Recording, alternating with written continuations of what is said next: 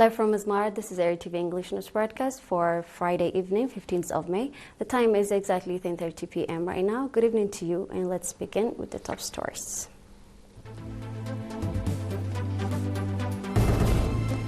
Encouraging agricultural development activities in the Central Region. Seminar conducted for female members of the Defense Forces. Putin says measures taken to boost Russian economy are working. And new outbreak of Ebola kills 65 in Eastern Democratic Republic of Congo. Mr. Asrat Haile, representative of the Department of Agriculture and Land in the Central Region, reported that encouraging agricultural development activities have been carried out in the region over the past years of independence. Mr. Asrat went on to say that in the effort to ensure water supply to the public, 126 water wells have been dug in 84 villages, 59 water reservoirs have been constructed, 209 water distribution centers have been put in place, and 222 kilometers of water pipeline have been installed. Regarding the development of fish farming, Mr. Asrat said that freshwater fish farming was introduced in 2019 and that currently 11 cooperative associations are actively engaged in fish farming and distribution. Mr. Asrat also said that in 1998, about 37,600 quintals of vegetables were produced from 430 hectares of land, and that in 2025, the figures increased significantly with over 190,000 quintals harvested from 1,313 hectares of land. The number of dairy cows, which was about 2,000 in the early years of independence, has currently increased to 6,000, while annually milk production has increased from 2 million to 9 million liters. Regarding water and soil conservation, Mr. Asrat said that more than 99,000 kilometers of terraces of various types, as well as over 166,000 cubic meters of water catchment have been constructed, in that the number of dams has increased from 52 to 133. Mr. Asrat also said that the Central Region registers an average annual rainfall of 400 to 600 millimeters, and that currently 91% of the over 36,000 hectares of arable land is being cultivated. Mrs. Taha Tesfa Mikael, President of National Union of Eritrean Women, conducted a seminar for female members of the Eritrean Defense Forces, focusing on the role of Eritrean women in resilience and development. At the seminar conducted today, 15th of May, at Denden Camp, Mrs. Taha noted that the EPLF exerted strong effort to realize equality through practice and carried out extensive awareness and organizational activities. As a result, the National Union of Eritrean Women was established in November 1979 during the armed struggle for independence. Mrs. Taha went on to say that as a result of the opportunities created for women during the armed struggle for independence, Eritrean women were able to receive political and vocational training and effectively participate in all sectors of the struggle, including as army commanders.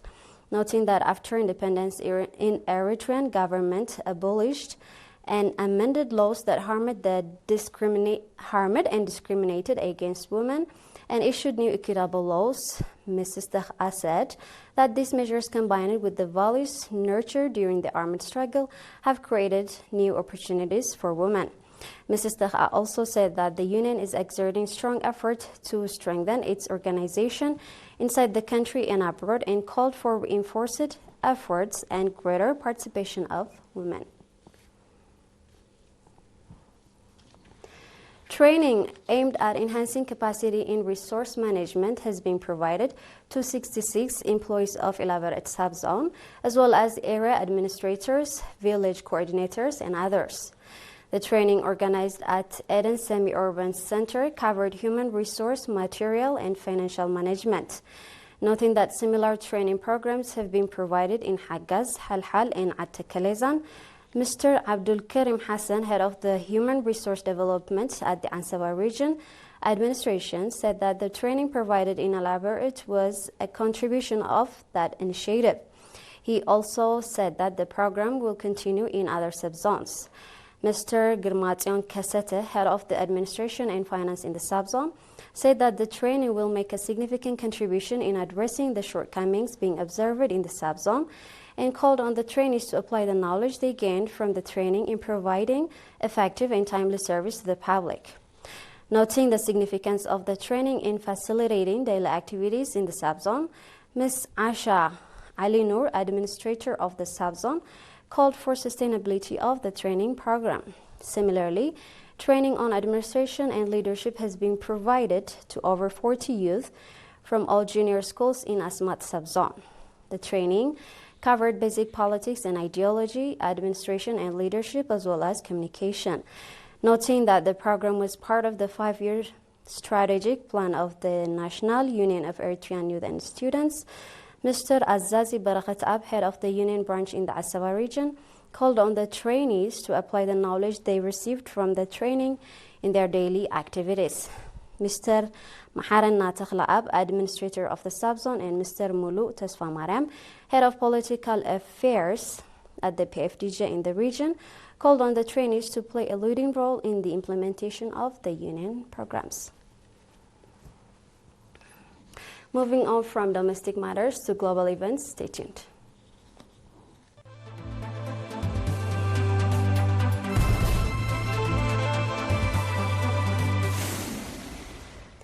In our global affairs, Russian President Vladimir Putin said today, 15th of May, the measures undertaken by the government to boost the economy were beginning to yield positive results after Moscow was forced to slash its economic growth forecast for this year. Economic data for March was positive, with gross domestic products up 1.8%, Putin told to televised meeting of government officials. Despite March growth, the economy contracted by 0.3% in the first quarter.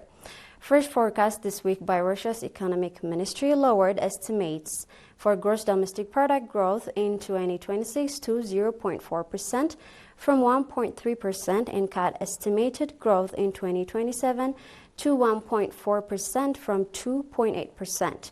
Growth was expected to reach 2.4% in 2029.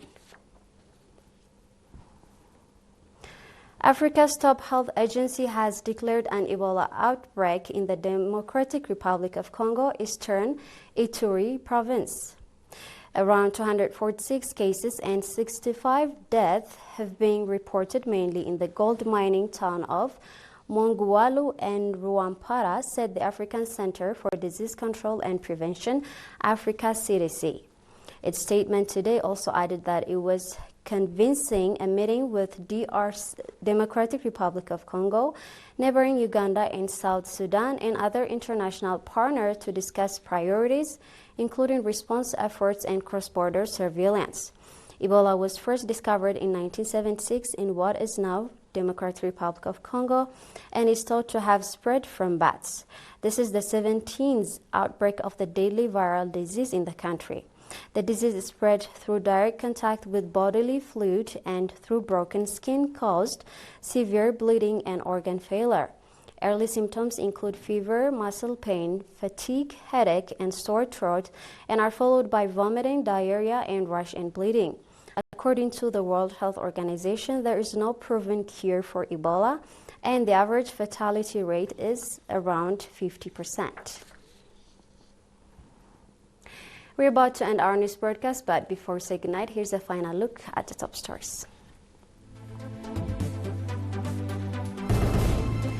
Encouraging agricultural development activities in the central region. Seminar conducted for female members of the defense forces. Putin says measures taken to boost Russian economy are working. New outbreak of Ebola kills 65 in Eastern Democratic Republic of Congo. That's all with the news for the session. On behalf of the entire news crew, thank you for watching. I'm Salim Brahana. Have a great night.